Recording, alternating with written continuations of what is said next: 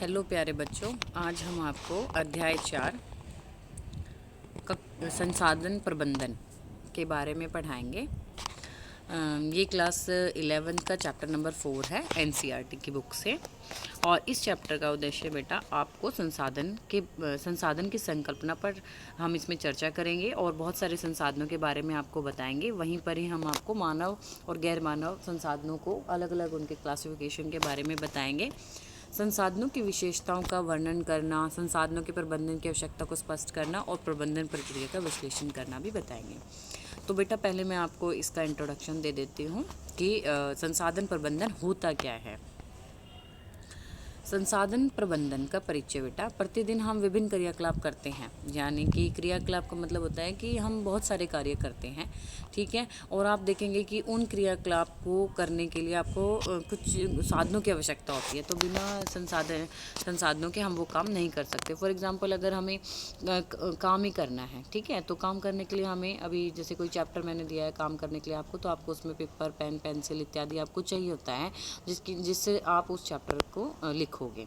तो उसी प्रकार से संसाधन समय, ऊर्जा, आवश्यक सामग्री, ज्ञान, धन, रुचि, कौशल, क्षमताएं, जल, विद्यालय, भवन, ये सारी हमारे क्या हैं, संसाधन हैं जिनका उपयोग करके हम अपने कार्यों को पूरा करते हैं। बेटा समय, ऊर्जा, धनराशि, ज्ञान, रुचि, कौशल, सामग्री इत्यादि ये सभी क्या होते हैं, संसाधन होते हैं। तो यहाँ पर आप क्वेश्चन जो है नोट करेंगे कि संसाधन किसे कहते हैं। तो आप सब ये जो क्वेश्चन है यहाँ से ही इसका आंसर लिखेंगे कि समय, ऊर्जा, धनराशि, ज्ञान, रुचि, कौशल, सामग्री इत्यादि सब संसाधन। और संसाधन क्या होते हैं, जिनका उपयोग हम अपनी लक्ष्यों की प्राप्ति के लिए करते हैं, उनको हम क्या बोलते हैं बेटा, संसाधन बोलते हैं। ओके, नेक्स्ट है, आपको किसी विशेष कार्यकलाप के लिए अन्य संसाधनों की तुलना में किसी एक संसाधन की अधिक आवश्यकता हो सकती है, ठीक है। अभी लास्ट चैप्टर में आपने पढ़ा होगा, ठीक है। कोई भी चीज़ जिसका उपयोग हम नहीं करते हैं वे संसाधन नहीं होते हैं। अब जैसे कि एक उदाहरण दिया हुआ है इसमें कि एक साइकिल जिसका काफ़ी समय से उपयोग नहीं किया गया है और आपके घर में वह बेकार पड़ी है, तो आपके लिए वह संसाधन नहीं है। अगर वहीं पर ही हम उस साइकिल का इस्तेमाल किसी काम को करने के लिए करते हैं, किसी क्रियाकलाप को पूरा करने में करते हैं, तो वो हमारे लिए क्या है बेटा, संसाधन है। यदि आप संसाधनों की उक्त सूची को पुनः देखेंगे तो आप पाएंगे कि संसाधनों में निम्नलिखित रूप से वर्गीकृत किया गया है। जैसे कि मैंने आपको स्टार्टिंग में ही चैप्टर का उद्देश्य बताया था कि इस चैप्टर का उद्देश्य यह भी है कि हम आपको बताएंगे संसाधन का क्लासिफिकेशन भी बताएंगे। तो इन्हीं में जो संसाधन होते हैं वो दो प्रकार से उनको अलग अलग किया गया है, मानव संसाधन और गैर मानव संसाधन। तो यहाँ पर बेटा एक क्वेश्चन और नोट करेंगे आप लोग कि मानव संसाधन कौन कौन से होते हैं, यानी मानव निर्मित संसाधन कौन से होते हैं और गैर मानव संसाधन कौन से होते हैं। तो जो मानव निर्मित संसाधन होते हैं बेटा वो होते हैं ज्ञान, अभिवृत्ति, कौशल, समय, ऊर्जा। ये सारे संसाधन क्या होते हैं, मानव निर्मित होते हैं, क्योंकि इसको मानव को कहीं से खरीदना नहीं पड़ता, उसको अपने आप से ही इन संसाधनों का यूज़ करना होता है। तो ये आप भी देखोगे इनमें से कोई संसाधन हमें खरीदना नहीं होता।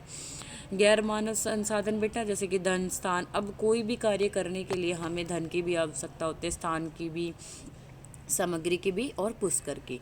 अभी इनके बारे में मैं आपको आगे डिटेल में भी बताऊंगी। तो आप क्वेश्चन मेरे जो मैं बता रही हूँ आपको साथ साथ लिखते जाओ बेटा, और उनके आंसर्स आपको यहीं पर ही मिलेंगे, ठीक है। संसाधनों को विभिन्न प्रकार से वर्गीकृत किया गया है, जैसे मैंने आपको बताया, मानव, गैर मानव संसाधन, व्यक्तिगत और साझे संसाधन। व्यक्तिगत तो पर्सनली भी होते हैं और कुछ ऐसे संसाधन भी होते हैं जो हम मिल बांट कर भी यूज़ करते हैं। जैसे व्यक्तिगत साधन में अब घर है, जैसे घर मेरा है। साझे संसाधन में पार्क है, पार्क एक ऐसा संसाधन हो जाता है जिसको हम साझा संसाधन भी हो जाता है, वो सब के साथ बांट के भी कुछ होता है ना कि एक सोसाइटी में बना हुआ है तो उस सोसाइटी के सारे लोग उसको यूज़ करेंगे। ऐसे ही नेक्स्ट जो है वो है प्राकृतिक और सामुदायिक संसाधन। बेटा प्राकृतिक और सामुदायिक साधन जो होते हैं, प्राकृतिक जो हमें प्रकृति ने संसाधन दिए, जैसे कि कोयला है, पेट्रोलियम है, ये सारे प्राकृतिक संसाधन है, प्रकृति ने बनाए हैं, तो इसको सब यूज़ कर सकते हैं। और सामुदायिक संसाधन वो संसाधन होते हैं जो हम मिलके, जैसे स्कूल है, स्कूल में कोई भी कास्ट का बच्चा आ सकता है, कोई भी बच्चा आ सकता है, किसी भी क्लास का अपना एडमिशन ले सकता है और यहाँ पे पढ़ सकता है। तो ये सारे साधन कौन से हैं, सामुदायिक साधन। अब इन्हीं सब के बारे में भी हम आगे पढ़ेंगे। तो सबसे पहले हम पढ़ते हैं मानव संसाधन, मानव संसाधन के बारे में हम पढ़ते हैं। और 1 मिनट बेटा, आप एक क्वेश्चन और ऊपर नोट करेंगे सभी बच्चे कि संसाधन का जो वर्ग, संसाधन को किस प्रकार वर्गीकृत किया गया। तो आप अपने क्वेश्चन में ये तीनों प्रकार के संसाधनों के नाम लिखेंगे और जैसे मैंने आपको समझाया उस तरह से इसकी एक्सप्लेनेशन भी देंगे। नेक्स्ट है मानव संसाधन। मानव संसाधन के बारे में अभी मैंने आपको बताया था, ज्ञान। तो इस संसाधन का उपयोग व्यक्ति जीवन भर कर सकता है, क्योंकि ज्ञान कभी किसी का ख़त्म नहीं होता और वो बांटे से बढ़ता है। तो यहाँ पे क्या है, किसी भी क्रियाकलाप को सफलतापूर्वक करने के लिए पहली आवश्यकता क्या है कि हमें उस चीज़ का क्या होना चाहिए, ज्ञान होना चाहिए। तो एक रसोई में अगर हमें खाना बनाने के लिए सबसे पहले क्या पता होना चाहिए कि हमें उसको बनाने के लिए किन किन चीज़ों की आवश्यकता होती है। जैसे हमें चूल्हा चाहिए या अभी हमें उस जो बना रहे हैं उस चीज़ का हमें ज्ञान नहीं है, तो उस चीज़ के बारे में हमें सबसे पहले उसकी संपूर्ण जानकारी होनी चाहिए। नेक्स्ट है रुचि।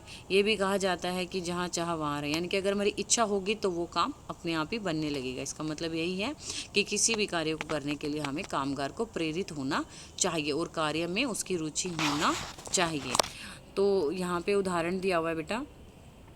उदाहरणार्थ, यदि एक विद्यार्थी अन्य संसाधन उपलब्ध होने पर भी किसी कार्य को सीखने के इच्छुक नहीं है तो वह बहाने बनाता है। अब यहीं पे ही अगर हम आप लोगों के लिए साथ एग्जांपल लें, अगर जो बच्चा पढ़ना चाहते हैं ना, तो वो उनको ये नहीं है कि फ़ोन नहीं है तो हम कैसे पढ़ें, वो बहाने लगाते हैं कि हम कैसे पढ़ाई करें, हमारे पास ये चीज़ नहीं। तो ये बहाने हो गए। अगर जिसकी इच्छा होगी ना पढ़ने की, तो वो किसी न किसी तरह के उस काम को पूरा करेगा। नेक्स्ट है कौशल, क्षमताएँ और रुझान।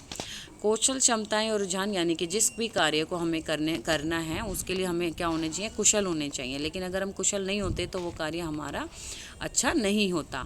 तो हम इन क्षेत्रों में अन्य क्षेत्रों की तुलना में बेहतर ढंग से क्रियाकलापों का निष्पादन कर सकते हैं।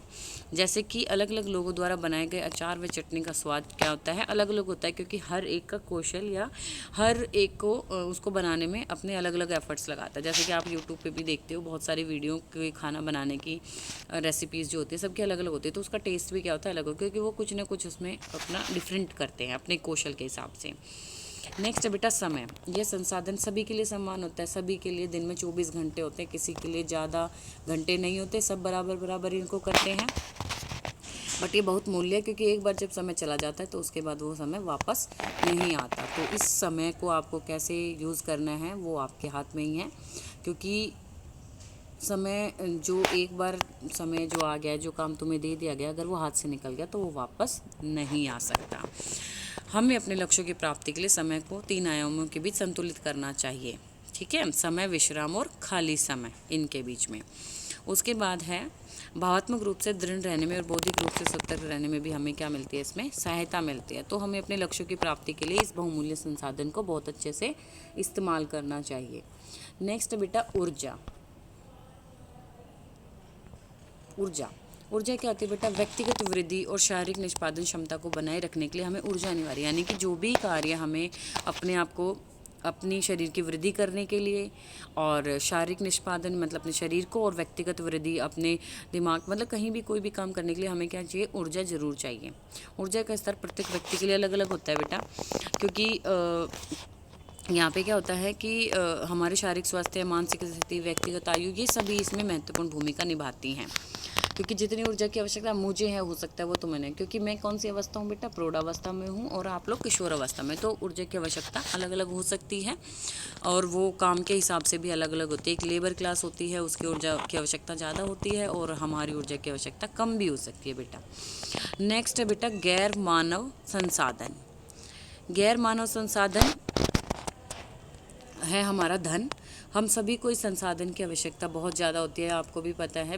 अब इस कोरोना काल में हमने कितनी आवश्यकता थी धन की, जब बीच में सारे काम बंद हो गए थे। तो धन एक ऐसा संसाधन था जिसके बिना रहना मुश्किल है, और ये एक सीमित संसाधन है और अपनी आवश्यकताओं की पूर्ति के लिए हमें इसको अच्छे ढंग से, विवेकपूर्ण ढंग से हमें इसको खर्च करना चाहिए।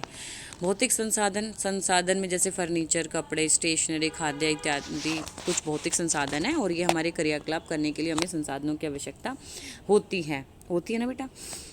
तो आप ये देखते भी हो कि हमें कितने सारे काम होते हैं जिनके लिए हम इन पर ही डिपेंड करते हैं।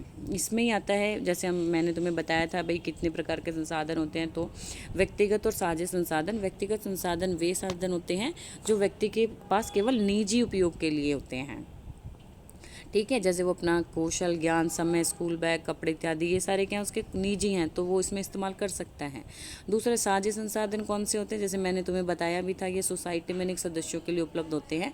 जैसे मैं बताया था भी सोसाइटी में पार्क बन जाता है तो उसमें सब लोग आ सकते हैं। नेक्स्ट जो है बेटा वो है प्राकृतिक और सामुदायिक साधन।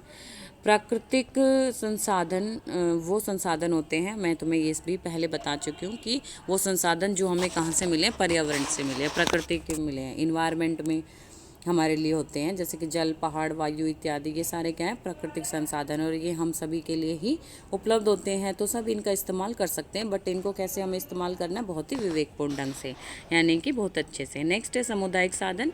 सामुदायिक साधन में मैंने आपको स्कूल का एग्जाम्पल दिया था, ठीक है, अस्पताल है, यही सब सारे क्या हैं, सड़कें हैं, पार्क हैं, सारे सामुदायिक साधन हैं जिनका इस्तेमाल सब लोग कर सकते हैं। और इसका रखरखाव भी हम सबकी जिम्मेदारी है कि ताकि हम इनको साफ़ रखें और किसी को कोई प्रॉब्लम इसमें ना आए, ठीक है बेटा। तो आज की क्लास यहाँ पे ख़त्म होती है और आपको इस चैप्टर से रिलेटेड क्वेश्चन करने हैं। आपको उसको मैं आपको क्वेश्चन बता देती हूँ। इसमें प्राकृतिक संसाधन है, मानव निर्मित संसाधन है, आपको ये सारे क्वेश्चंस जो हैं अपनी कॉपी में करने हैं। आपको ये पूरा बताना है कि मानव और गैर मानव संसाधन कौन कौन से हैं, इनके बीच में डिफरेंस बिटवीन करना है, ठीक है बेटा। ओके, थैंक यू बेटा।